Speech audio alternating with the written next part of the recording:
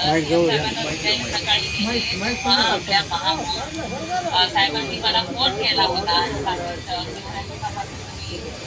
मला बसला मग मुख्यमंत्री महोदयासोबत या विषयावर चर्चा केली आणि लवकरच मुख्यमंत्री महोदय आपल्या जीएसटीच्या परताव्याच्या बद्दल पण तोडगा काढणार आहे आणि मग तुमच्या सगळ्यांची सुद्धा आपण वेळेवर मानधन या ठिकाणी देऊ शकतो. तुम्ही काळजी करू नका. मी तुम्हाला विनंती करते की तुम्ही उपोषण आज स्थगित करावं.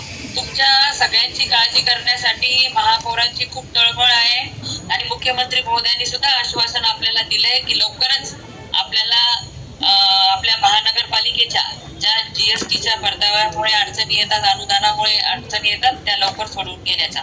आणि मागच्या वेळेस पण तुम्ही माझं ऐकलं होतं. आताही तुम्हाला विनंती आहे की आपण उपोषण आज स्थगित करावं आणि एकनाथ शिंदे साहेबांच्या आपण आपल्या महानगरपालिकेच्या संबंधितल्या सगळ्या अडचणी सोडवून घेऊया.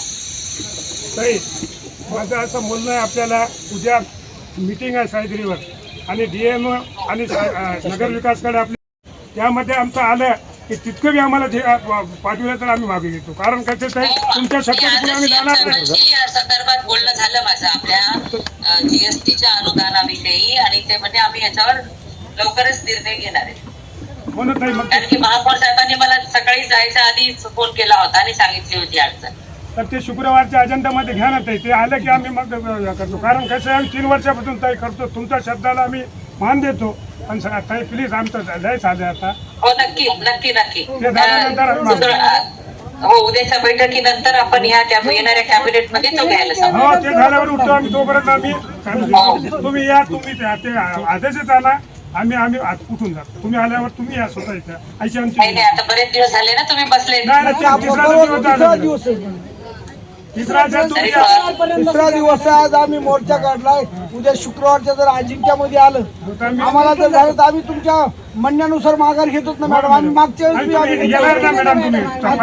तुमच्या हाताने आम्ही माघार घेऊ. यालाच ना आपण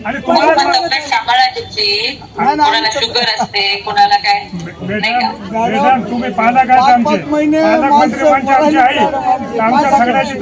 आम्ही पालकच तुम्ही दिवाळीला गोड दिवस केला होता. तसंच हे जीएसटी अनुदान अजेंडामध्ये घेऊन आम्हाला न्याय द्या अशी विनंती आहे.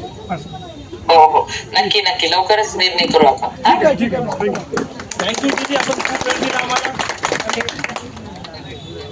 हो थँक्यू दीदी.